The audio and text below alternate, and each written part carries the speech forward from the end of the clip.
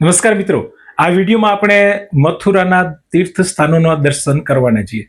ખાસ તો મથુરાનું નામ પાડે એટલે ભગવાન શ્રી કૃષ્ણની જન્મભૂમિ. તો એમાં સૌપ્રથમ આપણે દ્વારકાધીશ મંદિરના દર્શન કરવાના છીએ. ત્યાર પછી વિશ્રામ ઘાટ, કે ભગવાન શ્રી કૃષ્ણે કંસનો વધ કર્યા પછી જ્યાં વિશ્રામ કર્યો હતો એ વિશ્રામ ઘાટ, ને ખાસ શ્રી કૃષ્ણનું જે જન્મસ્થાન છે, જે કારાગારમાં ભગવાનનો જન્મ થયો હતો, એ આજની સ્થિતિએ કેવું છે એ અંદરના દર્શન આપણે કરવાના છે. આ દિવ્ય દર્શન પણ તમે ઘર બેઠા કરી શકશો. અને એક ભૂતેશ્વર મહાદેવ, કે મથુરાની યાત્રા ત્યારે જ પૂર્ણ થાય જ્યારે તમે ભૂતેશ્વર મહાદેવના દર્શન કરો.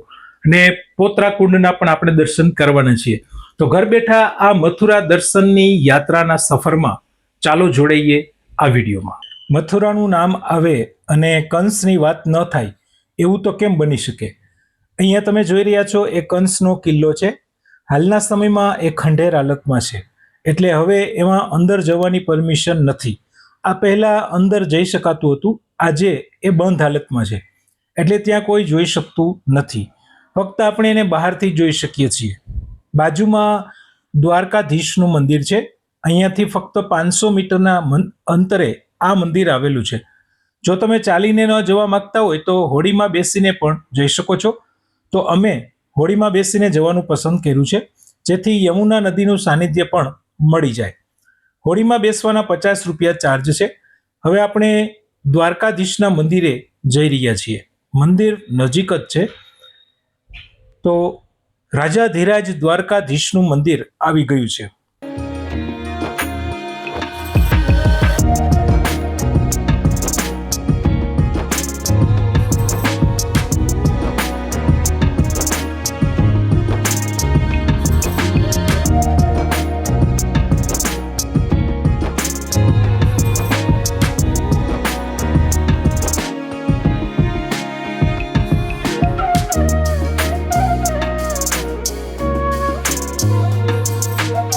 આ મંદિરનો પરિક્રમા માર્ગ છે, જ્યાંથી આપણે પરિક્રમા કરીએ.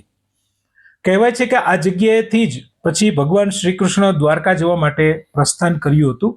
હાલના આ મંદિરનું નિર્માણ 1814માં ગ્વાલિયર રાજાના ખજાનચી શેઠ ગોકુલદાસ પારીખ દ્વારા કરાવવામાં આવ્યું હતું. કહેવાય છે કે દ્વારકાધીશ મંદિરના દર્શન કર્યા વગર મથુરાની યાત્રા અધૂરી ગણાય છે. અહીંયા 12 થી 4 વાગ્યા સુધી બપોરે મંદિરના દર્શન બંધ હોય છે.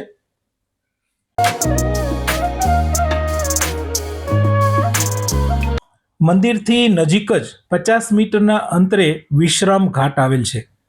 કહેવાય છે કે કંસનો વધ કર્યા પછી ભગવાન શ્રી કૃષ્ણ અહીંયા વિશ્રામ કરવા આવ્યા હતા, એટલા માટે જ આ ઘાટનું નામ વિશ્રામ ઘાટ પડ્યું છે. સાંજના 6 વાગે અહીંયા થતી યમુના આરતીનું દ્રશ્ય ખરેખર અદ્ભુત હોય છે. હજારો દીવડાઓને ઝળહળતી રોશની અને માં યમુનાજીની આરતીનો નાદ એક અલૌકિક દ્રશ્યનો અનુભવ કરાવે છે.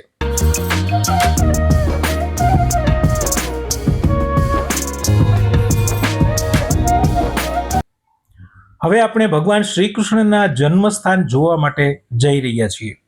દ્વારકાધીશ મંદિરથી 2-3 કિલોમીટરના અંતરે આ સ્થળ આવેલું છે. અહીંયા આપણો કિંમતી સામાન આપણે ફ્રીમાં મૂકી શકીએ છીએ. ખાસ તો મોબાઈલ અને કેમેરા કે કોઈ પણ ઇલેક્ટ્રોનિક આઇટમ અંદર લઈ જવાની મનાઈ છે. આ જગ્યાએ 5000 વર્ષ પહેલા દ્વાપર યુગમાં ભગવાન શ્રી કૃષ્ણનો જન્મ થયો હતો, અને અહીંયા કંસની જેલ હતી, જેમાં દેવકી અને વસુદેવ જેલમાં બંધ હતા, અને જેલમાં ભગવાન શ્રી કૃષ્ણનો જન્મ થયો હતો. એ આપણે સૌ જાણીએ છીએ. એ જગ્યાના પણ આપણે દર્શન કરવાના છીએ. હાલમાં જે મંદિર છે એનું નિર્માણ 1618માં રાજા વીરસિંહ દ્વારા કરવામાં આવ્યું હતું.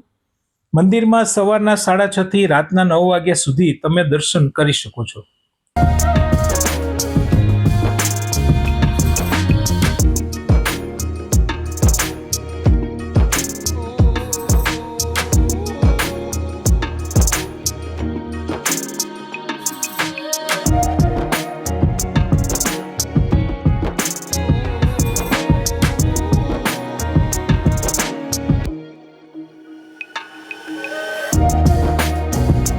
મિત્રો, આ એ જગ્યા છે કે જ્યાં ભગવાનનો જન્મ થયો હતો.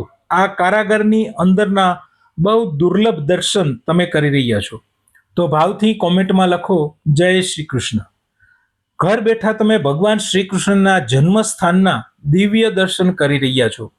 આ કારાગૃહનો વિસ્તાર હજારો વર્ષ જૂની એ ઘટનાનો સાક્ષી બનીને આજે પણ ઊભો છે, જ્યાં સમગ્ર સૃષ્ટિના પાલનહાર ભગવાન શ્રી કૃષ્ણનો જન્મ થયો હતો. આ છે પોતરા કુંડ. કહેવાય છે કે માતા દેવકીએ સૌપ્રથમવાર બાલકૃષ્ણના વસ્ત્ર સૌથી પહેલા અહીંયા ધોયા હતા. આ ધાર્મિક મહત્વને ધ્યાનમાં લઈને ત્યાર પછી અલગ અલગ રાજાઓએ આ કુંડનું નવનિર્માણ કરાવેલું છે. હવે આપણે આવી ગયા છીએ ભૂતેશ્વર મહાદેવ મંદિરે. મથુરામાં સૌથી પ્રાચીન અને પવિત્ર શિવ મંદિરમાંનું એક આ મંદિર છે. ભૂતેશ્વર મહાદેવને મથુરાના રક્ષક દેવતા તરીકે માનવામાં આવે છે. કહેવાય છે કે મથુરાની યાત્રા ત્યારે જ સંપૂર્ણ મનાય જ્યારે ભક્તો ભૂતેશ્વર મહાદેવના દર્શન કરે. હજારો વર્ષોથી આ મંદિર મથુરાની આસ્થા, ભક્તિ અને આધ્યાત્મિક શક્તિનું પ્રતીક બનીને ઊભું છે. જય ભૂતેશ્વર મહાદેવ. ભૂતેશ્વર મહાદેવ મંદિરની અંદર જ કેમ્પસમાં અહીંયા ઉમા કાત્યાયની શક્તિપીઠ મંદિર છે. 51 શક્તિપીઠમાંથી આ 11મું શક્તિપીઠ દર્શન છે. તો બોલો પ્રેમથી જય માતાજી.